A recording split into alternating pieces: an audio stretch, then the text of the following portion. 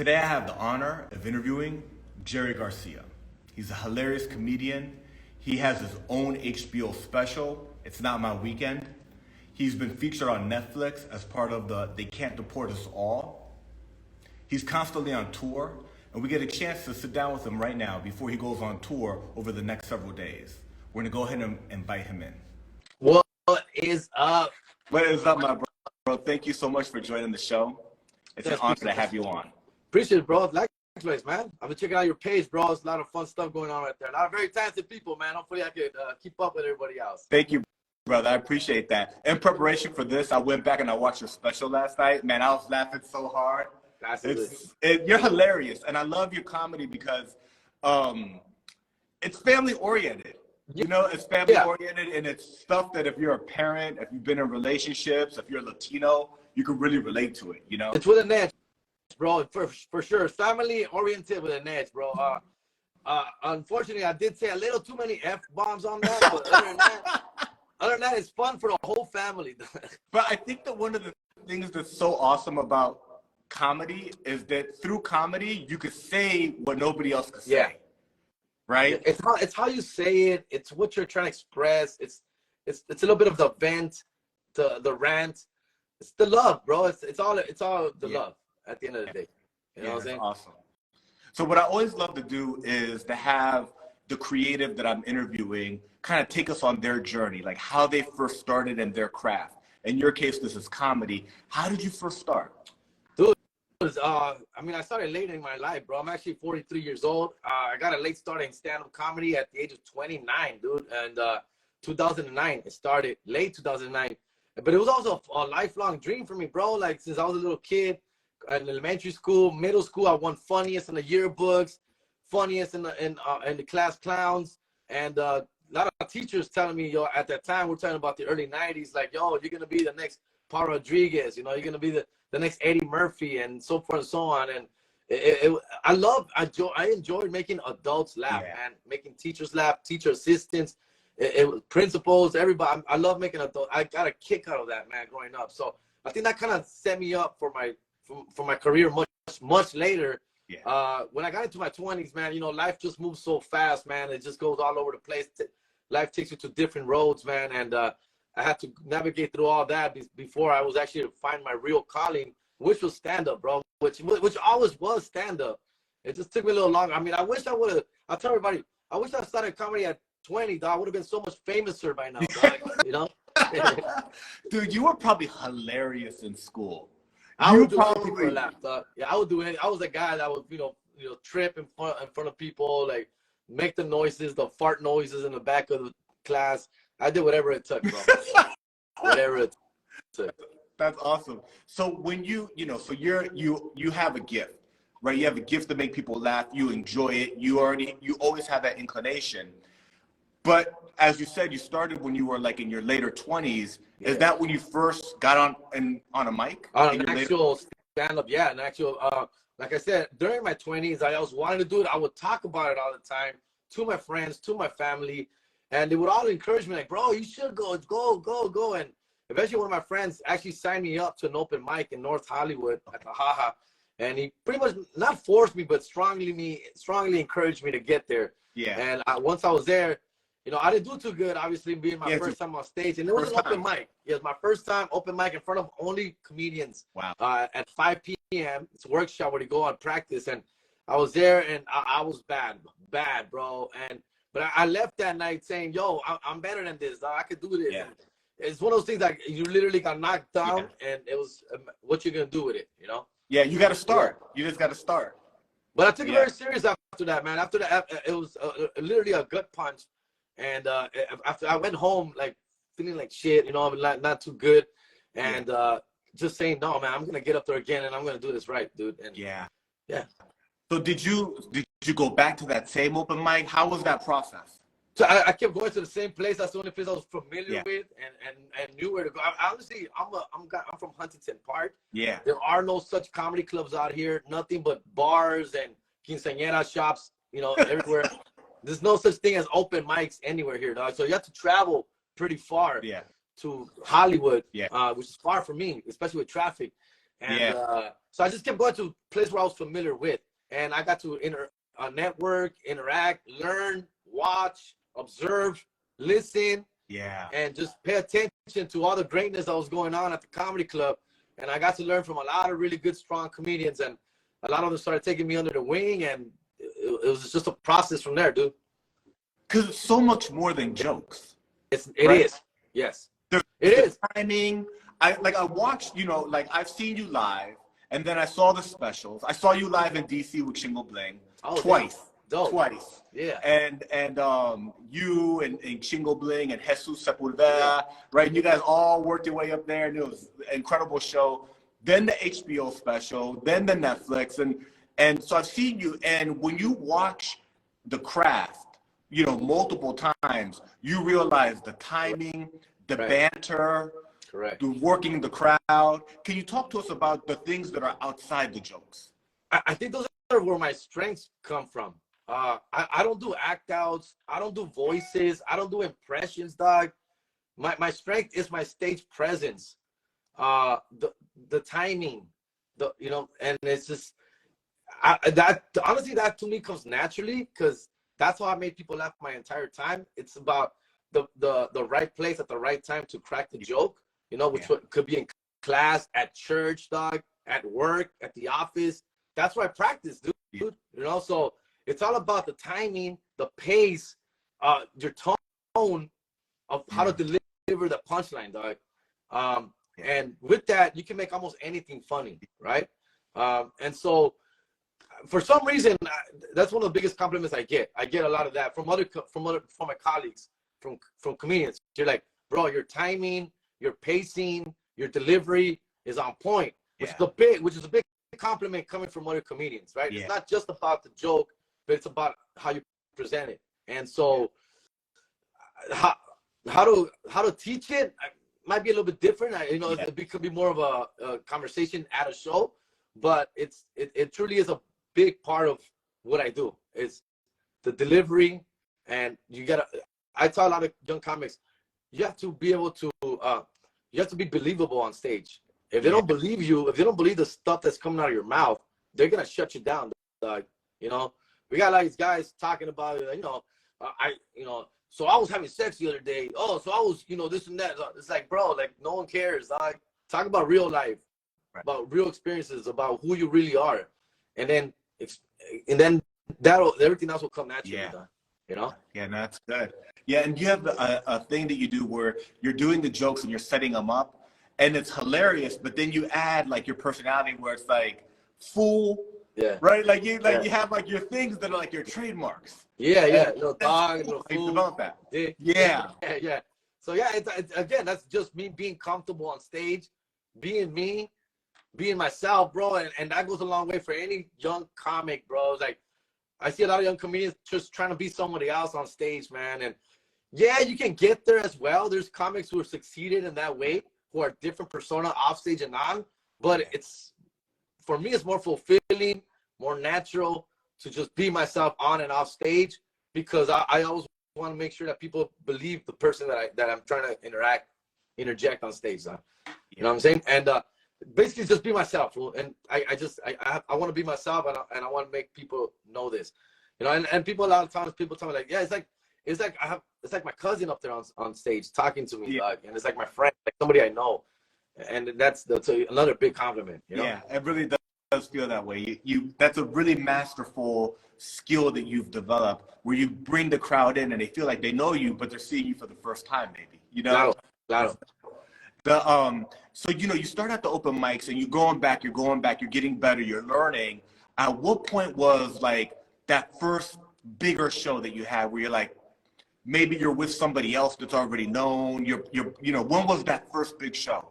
Again, I got very lucky, very fortunate, hanging out at the Ha Comedy Club in North Hollywood, which is still there. A lot of comics hang out there. A lot of seasoned professional guys go there, practice their stuff. And I got to meet a lot of comics and just basically, like I said, just learn from them and interact with them, and became friends with a lot of these cats who started taking me on the road very early in my career.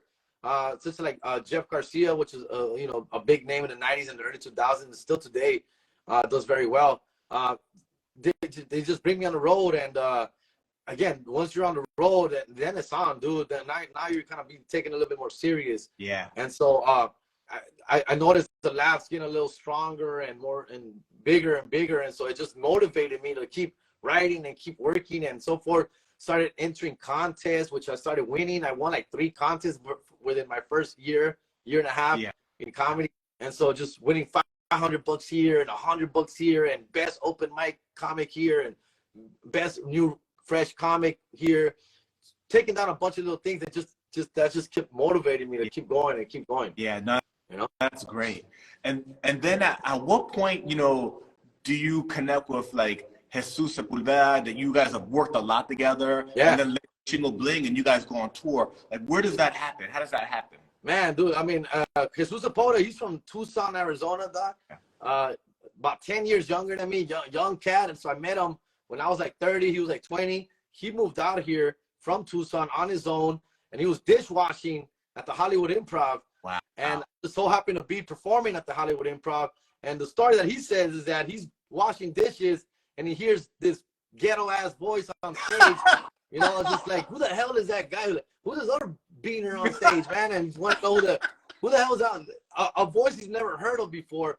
And he just came out, and he saw me on stage and heard me dropping my foods and my dicks and my shit and this and that, and he's like, bro, who is this guy, dog? And who is this fool? Yeah, who is this fool, dog? And he came up to me after the show, introduced himself, like, yo, man, I'm a dishwasher. I just moved out here. Yo, man, like, the rest is history, bro. We just hit it off from there, man. We became friends. We lived together for 8 years, dog. Wow. So technically, dog, we're married, fool, in the eyes of the law here. Yeah.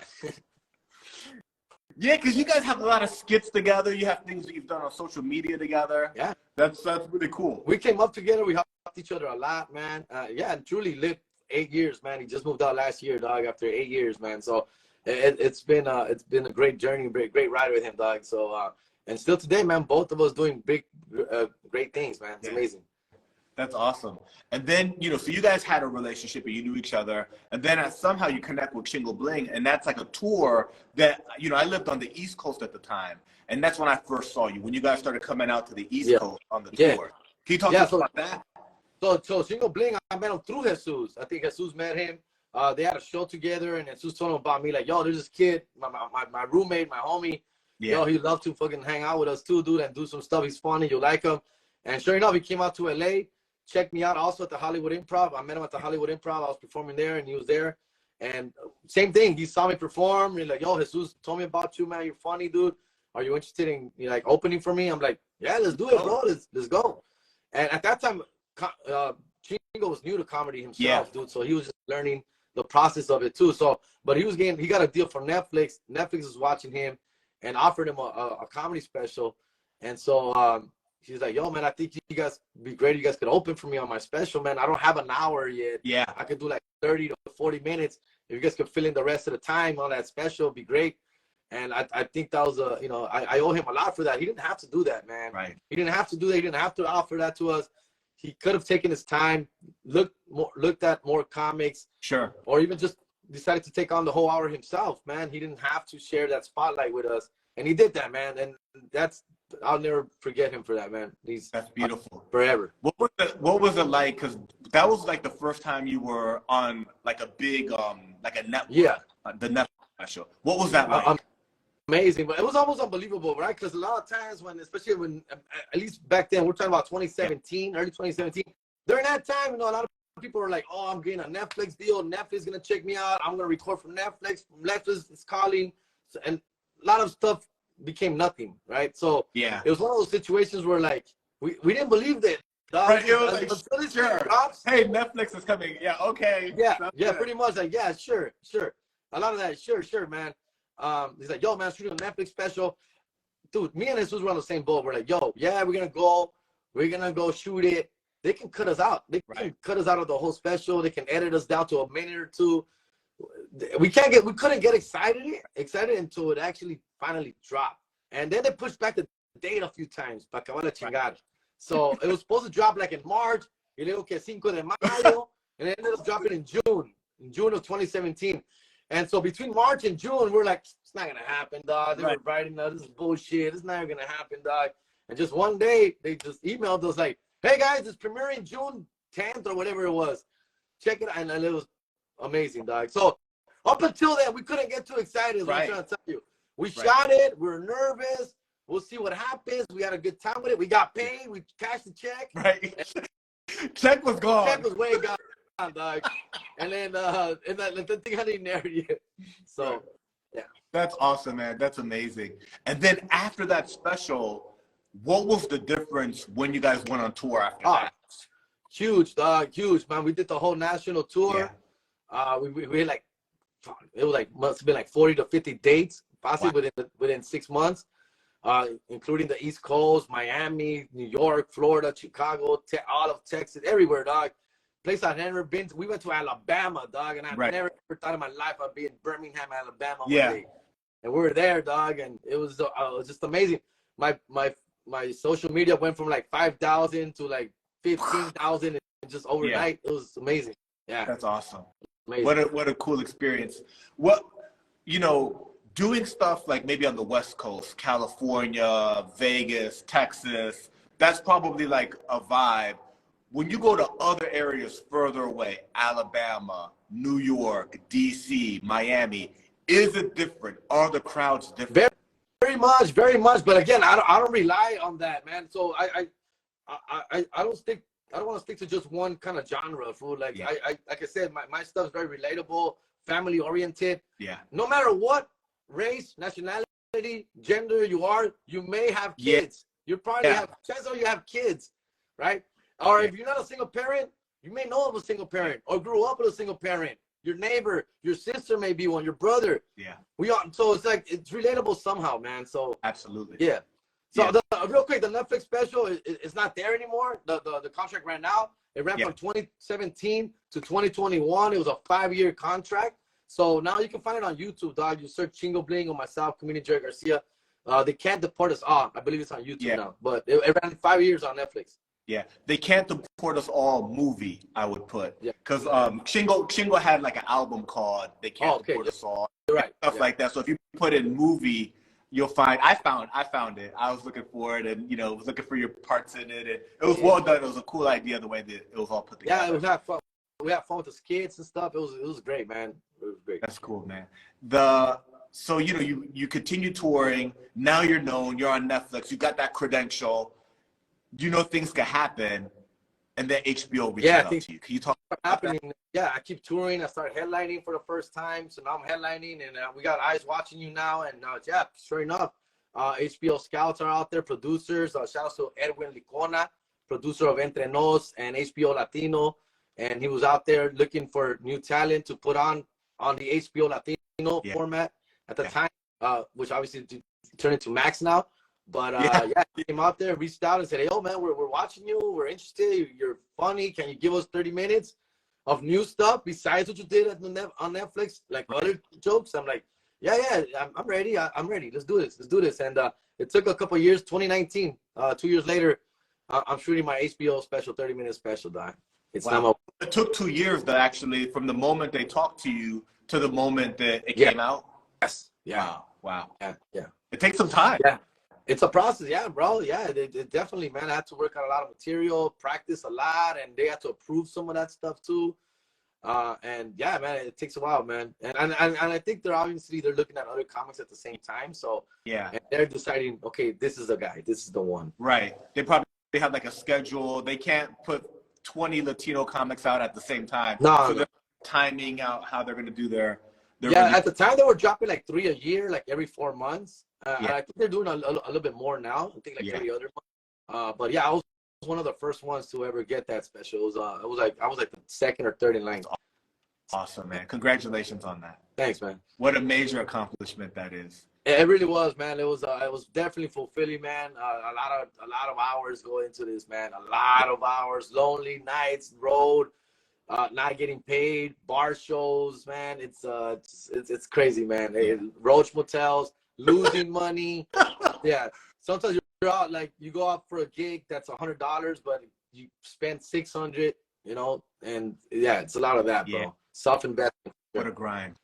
It is. So So, that came out. You got the Netflix, you got the HBO, you've got, now you've got the credentials. You're like, look, I've been on this, I've been on that. You're headlining tours, you're working a lot, you have a tour that's coming up. Is there more, because you've been in front of the cameras now, is there more TV? Is there more camera-related things that people are going to be able to watch you in their living room? I'm definitely catching the acting bug, dog, for sure, dog. So like I'm doing a lot of commercial auditioning right now. Okay. I did some spots for Suavecito hair products, dog. I did a because couple you got the dope haircut. Thanks, bro. Your haircut is dope. I'm due, dog. I'm due. Every Thursday, I get a but you keep it right. I keep it clean, dog. Thanks to Suavecito, dog. But from there, yeah, man, I've got a few dishes. I shot a movie called Horchata with oat milk that's not released yet. Okay. It's still in the works, bro, but I actually started that film. I shot a pilot called King of Downey, dog. So it's a pilot that, you know how pilots go, man. You never know what happened. They're put on the shelf for a minute until they come back to it. Yeah. And then I got to be on the Lopez versus Lopez show, the George Lopez new sitcom on NBC. Yeah. I got a role on that, and man, all that stuff that's just giving me like this itch, like, bro, I want to get back on that. The money is great, the hours are amazing. I'm home, I'm here in LA. Yeah. Like, I don't get to travel. I can stay home more and work.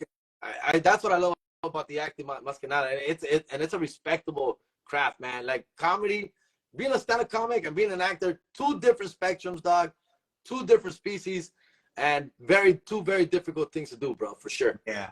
Yeah. So, and making that pivot, right? So, and you know how to perform. You've been on the road for years now. You've done hundreds of shows across the United States, even around the world, because you were part of the military entertainment thing with around other countries, right? Around the world, thanks to comedy, man. I got to tour for the troops, dog. We did a little tour for the troops. And I was a new cat. This is in 2015. Yeah. This is before any TV or anything, though. But I was a new guy. Shout out to a homie, Yorsi Thomas, who put this tour together. And he needed a Latino comic to join. And he saw me. Again, it's all networking, dog. It's just about networking. We met in Hollywood at the Comedy Store. Saw me at the Comedy Store. Like, hey, man, you're good, man. You're funny, dude. Like, I need a Latino to go. Because we usually when they do these tours, they want to get one of each nationality. Different demographics. There's a lot of Latinos in the military, for sure. A lot. A lot. So, and so we went overseas, man. We went to Turkey, Jordan, Greece, Italy. Killing it, bro. I had a blast. Wow. Man. One of the best experiences of my life. Wow. For sure. Wow. Yeah, I want to do it again. I actually want to do it again, man. But it's just so busy, man. Because you're too high profile now, man. Now, like, you're like, like it's the time commitment, for what you got going on now. Yeah, because the money is not great when it comes to it. It's not, because it's not about the money. It's literally like, it's like I'm almost a volunteer type of situation. Yeah. So now I got to think twice, man. I got 3 kids, man. And to be gone for a whole month. Yeah, you got to be gone for a whole month, dog. And so, and the money is, it's not great, but it's not about that. It's about the experience and the service you're providing, dog. Yeah, for sure. I'll do it again. Trust me. You call me tomorrow, I'm there, dog. I'm there. That's awesome. No questions asked. So you've traveled, you've got the stand-up. You know how to do that. You know how to work the crowd. You've probably been in great theaters and real dive bars. Hell yeah. So you know how to work it all. Great sound system, shitty sound system, right? Like you've been acapella sometimes, dog. For real. So, and then making that transition to being in front of a camera, having to work with a director, working with other actors. Did you go get training? Did you just figure it out? A little bit. Both. I do rely on my natural instincts and skills, but at the same time, I respect acting a lot. I respect it. So it's one of those things where when you're around real actors, bro, it's intimidating, man. Yeah. So it did give me like, it made me want to go get some acting classes. So I did take a few acting classes, not that many, but enough to just be able to hang with these guys, man. Yeah. I don't consider myself an actor, but man, I respect it so much. So like, and I want to get better at it too. So you do rely on both. At first, I'm like, I can do this, and then after a while, you can't. You really do. You're like, I'm just being me. I could do that. Yeah. Yeah, I got lucky with most of the stuff that I've done. It's just me, me, dog. But if they ask me to be anybody else, yeah, we're fucked up. That's tough. So, and then you talked about horchata with oat milk. So Yeah. I found like some trailer? stuff online. Yeah, I found like some videos online. You know, what's that about? Do you know, when it's gonna drop and things like that? No, I don't. But it's a passion project. From some homies. Shout out to LV and John Doe out there. Some guys who wrote a movie, and they got some funding. I don't know. Don't ask me from where. They found some funding, dog, and they wanted to make a film, and they reached out and they're like, "Yo, man, we're a big fan. We think you'll be great for the starry role. Like you're a lot like this character that we created." Yeah. And yeah, he was a lot like me, and so like I really like just dove into it, and we had a fun time shooting it. A lot of guys were blowing up right now, actually, like on that film, like Concrete and Duno's World, and a bunch of other people very talented. Jesus got a little small part as well. Jay Valentino, a bunch of great people on this project, and it's just one of those things that honestly I don't know. I think they're just kind of like ran out of money, or just kind of figure out what they're gonna do with it, kind of stuff. Yeah. So a lot of it is editing, trying to buy some licenses that they need for the music.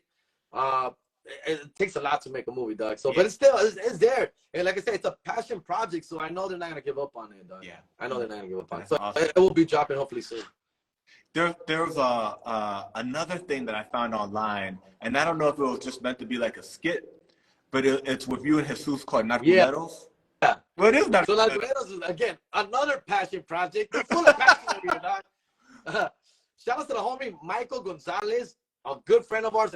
He used to be a comedian. We met him through stand-up comedy, gave up comedy to pursue films.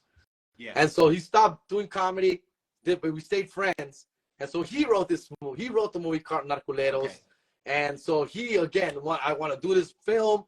And same thing, he's looking for funding. And so he got a little chunk of it.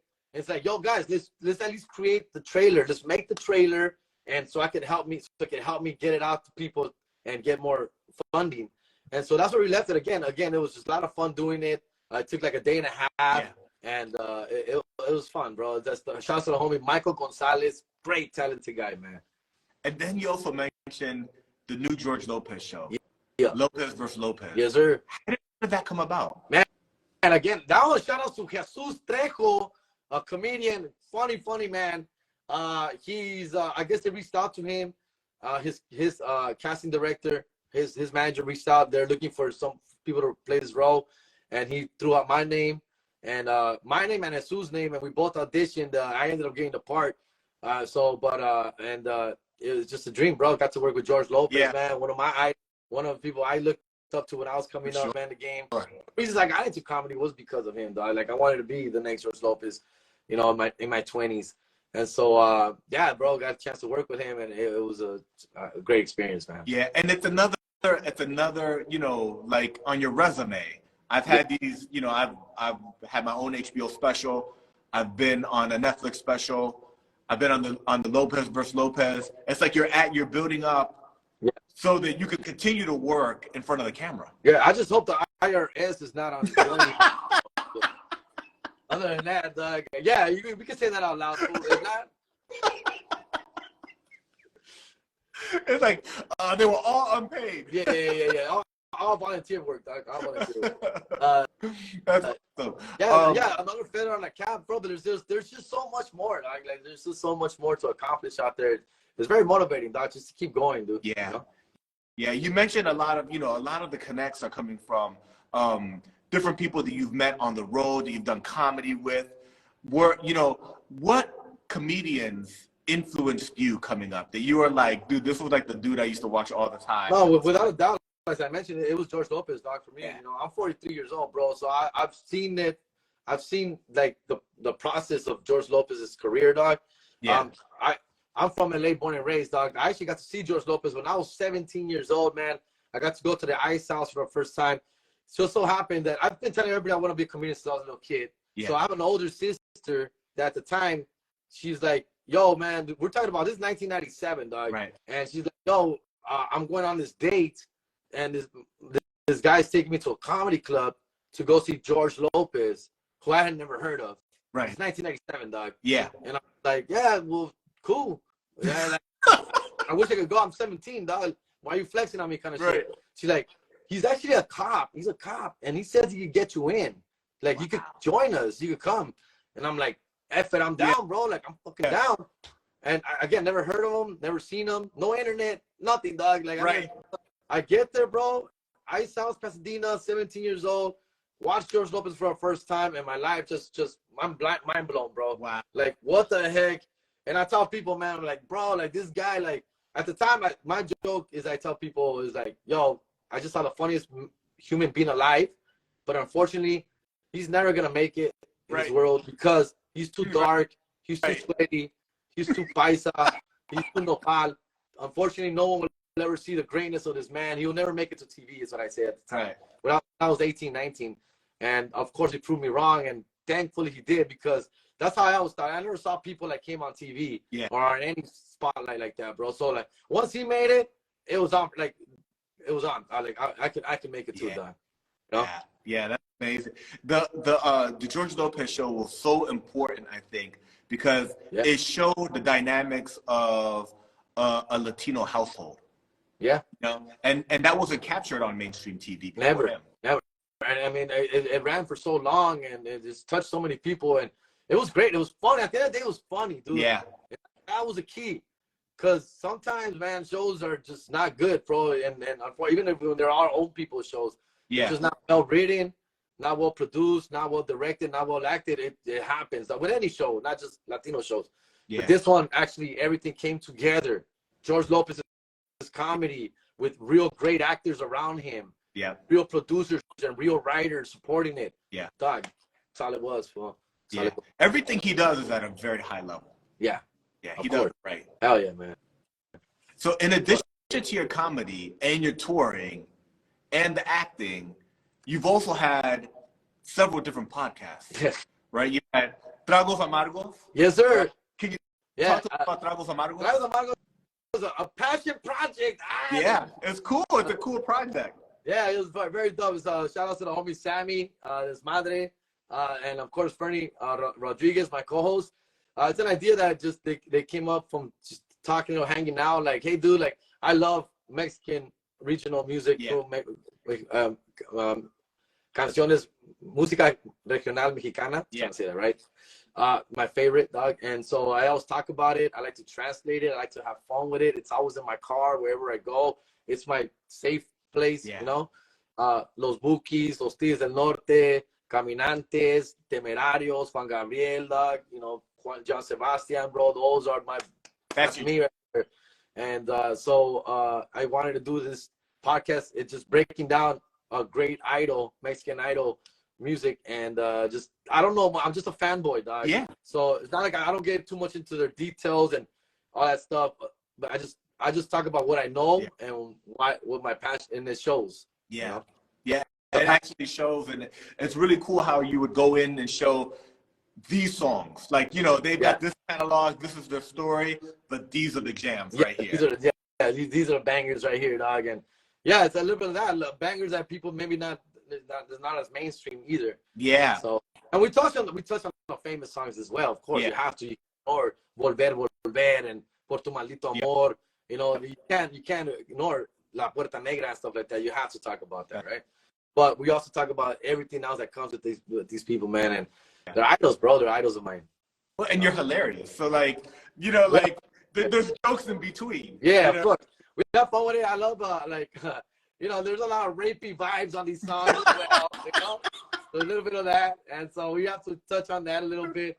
And I like translating songs. I really like translating songs. When you translate it, it's a whole, you're like, because like in American culture, some of the lyrics, you're like, bro, how are they saying that? Or just simply breaking it down in English is funny, right? Just like, dude, he's telling them that they're locked behind this black door and their parents won't let them out. Like, it's just silly, though. It's stupid. And then your really long-running podcast, right? It's Not My Weekend. Right? Well, that was my personal podcast. Yeah, my personal. It's only been around for like maybe 2-3. I started during the pandemic. Okay. I started during the pandemic. And so it's not my weekend. That's like my personal vlog. It's an audio of my life, where I'm at day to day. The struggles are real with these damn kids, with shows, with clubs, with places I go to. And I share just my experiences on the road, all the shit that happens, the good, the bad, the ugly. And trust me, I get pretty detailed. And it's a lot of fun, dog. All the stuff that I see out there. And then American Wannabes is my third one. American Wannabes is me, Jesus Sepulveda, Christian Zaragoza. We're on hiatus right now, taking a break from it. But we've been on that thing for off and on for like 7 years, dog. So we've been doing it for a long, long time, dude. The whole time we were living together, we're shooting. So since Jesus moved out, because the house is the studio, since Jesus moved out, it's been very difficult for us to get together. Yeah. And so we kind of just stopped for now and hopefully continue later. Right. Till he moves back in. Well, yeah, once he breaks up with his girlfriend. You've been a part of different tours and or with different people, you have tours that you guys reunite, you'll do tours. You've been a part of the Latin Kings of Comedy tour. Can you talk to us about that one? Oh, yeah, bro. That was definitely an honor, man, with Mr. Paul Rodriguez, dude, who's been a big, big impact in my career. Paul Rodriguez did a lot for me. I got to meet him, man, I want to say like 7 years ago. Wow. Again, before Netflix. I just got a chance. I don't remember how exactly we met, but I think we were put on the same show together. Okay. And we were put on the same show together. As a matter of fact, in Phoenix, Arizona. And I got to open for him. Wow. And from there on, we hit it off, man. We hit it off in the green room. And we're just talking. He's asking about my life, where I'm from, and so forth and so on, dude. It was funny, bro. That night, it was again me and Jesus Sepulveda. Both of us were opening for him. We both got the opportunity. And Jesus and I, we were only openers. We're only getting paid like $100 or whatever. Yeah. And we had to drive. We had to get ourselves out to Phoenix, Arizona, dog. Wow. So we drove to Phoenix, Arizona from LA, got to the show, performed. We hit it off with Paul. Paul's being so great with us. We're making him laugh. He's making us laugh. After the show, Paul's like, so how are you guys getting back? I'm like, oh, we're actually driving back. We don't even have a hotel, dog. He's like, they didn't get you guys a room. No, they didn't get us a hotel. We just came for the show, and we're driving back to LA, 5 hours. And how much you guys get paid? In fact, we got paid $200 each. We got paid $200. We got paid $200 each. They're like, oh man. First of all, he gave us more money. He's like, here's more money. You guys did great. You deserve more. And he goes, as a matter of fact, my flight leaves tomorrow morning. But you know what? If you're gonna drive me back right now, can I hitch a ride with you guys? I'll ride back with you guys. And because I'd rather sleep in my bed tonight or wake up in my bed tomorrow morning, he said. And that was like just like that unbelievable thing. And so we drove back. Like, let's go. Yeah, we went back. We stopped at Denny's, dog. He treated Denny's, paid for the gas, gave us extra money, dog. Just was so like just sharing amazing stories.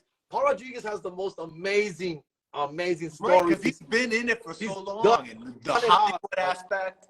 Done it all, bro. Like if you ever get a chance to talk to Paul Rodriguez, and he loves to share stories, loves. Yeah. So the whole ride, it felt like 20 minutes, dog.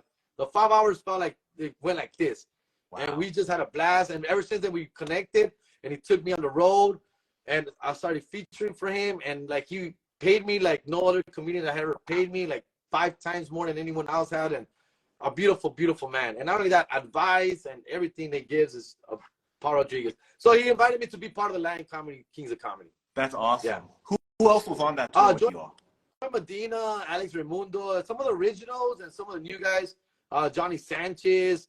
We're on it too. I'm trying to think who else was on that stuff. But yeah, man, there was a bunch of comics would come and go and stuff. But some of the originals would be there as well. That's dope. Yeah. You got a tour coming up. I think you leave tomorrow. Yeah, right? tomorrow. Tonight. Yeah, tomorrow I'm gonna be in El Paso, Texas, comic strip. That's my own tour. I'm headlining that weekend, all weekend, starting tomorrow, Thursday through Sunday, El Paso comic strip. But I'm also on the tour called Los Tóxicos. Yeah. So that's a new tour that we're on. Los Tóxicos, myself, Jesus Sepulveda, Concrete, and Jay Valentino. So these guys are obviously all talented guys, man. Very funny stuff. If you don't follow Concrete, you're missing out. You need to follow fucking Concrete Live. One of the funniest guys on Instagram. And he's now crossed over to stand-up comedy. And he's killing it on stand-up comedy as well. Doing a great job. So same thing about Jay Valentino. Funny, talented guys who want to do stand-up now. So we got combined our forces together, join forces like the Avengers, dog. and we're moving out, and we're doing our thing, Los Toxicos, and we've been selling out everywhere we go. It's been an amazing experience, dog. That's beautiful. Yeah, you put some dates up today on your social media, and you got a rack of shows coming up now. That's just in June. Yeah, that's just June. We got Visalia, California. We're gonna be at Morongo Casino, June 23rd. The Bicycle Club Casino for Father's Day weekend. Yeah, we're getting out there, bro. That's awesome. That's awesome.